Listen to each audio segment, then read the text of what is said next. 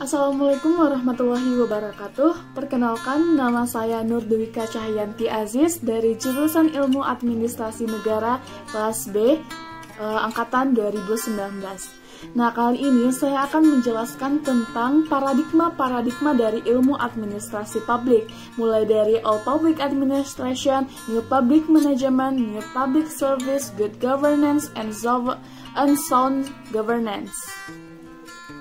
Baik, langsung saja saya jelaskan paradigma yang pertama, yakni paradigma All Public Administration. Nah, paradigma All Public Administration ini diprakarsai oleh Woodrow Wilson dalam tulisannya, yakni The Study of Administration, di mana di dalam tulisannya ia memperjelas bahwasanya dunia politik dan dunia administrasi harus dipisahkan, karena ia menganggap bahwasanya negara terlalu memberikan kesempatan kepada para administrator untuk melakukan sebuah nepotisme. Nah, maka dari itu ia mengeluarkan sebuah doktrin bahwasanya dunia legislatif dan dunia eksekutif harus dipisahkan, di mana para legislator hanya dapat membuat sebuah kebijakan dan para administrator hanya dapat mengimplementasikan sebuah kebijakan yang telah dibuat. Namun, seiring berjalan dari paradigma All Public Administration ini, telah banyak sebuah kritikan yang dianggap bahwasanya All Public Administration ini kurang relevan dan terlalu kaku. Nah, karena kurang relevan dan kakunya dari paradigma All Public Administration, maka muncullah paradigma yang kedua, yakni paradigma New Public Management, yang dimana diprakarsai oleh dua ilmuwan dari Amerika, yakni David Osborne dan Ted Gebler.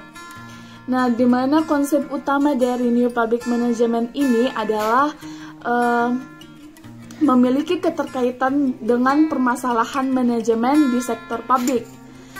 Karena pengukuran kinerja dari sektor publik merupakan prinsip utama dari New Public Management.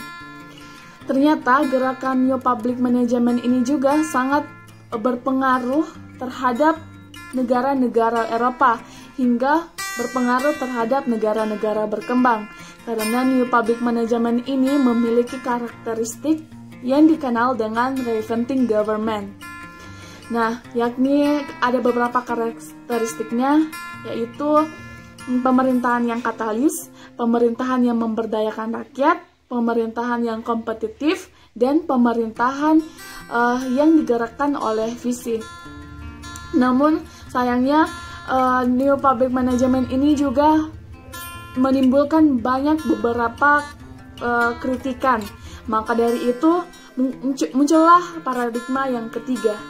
Nah, kemudian paradigma yang ketiga adalah paradigma New Public Service yang dikenal melalui tulisan Janet Feidenhart dan Robert Badenhart yang berjudul The New Public Service Serving No Steering yang diterbitkan di New York pada tahun 2003. Nah, konsep dari New Public Service ini sendiri berakar dari beberapa teori mengenai demokrasi, yakni yang pertama adalah teori tentang demokrasi kewarganegaraan, yang kedua adalah model komunitas dan masyarakat sipil, serta teori tentang masyarakat humanis dan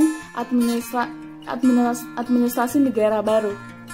Nah, kemudian materi yang keempat adalah Good Governance, di mana menurut IMF dan World Bank yang melihat bahwasanya Good Governance ini sebagai cara untuk memperkuat kerangka kerja institusional dari pemerintah.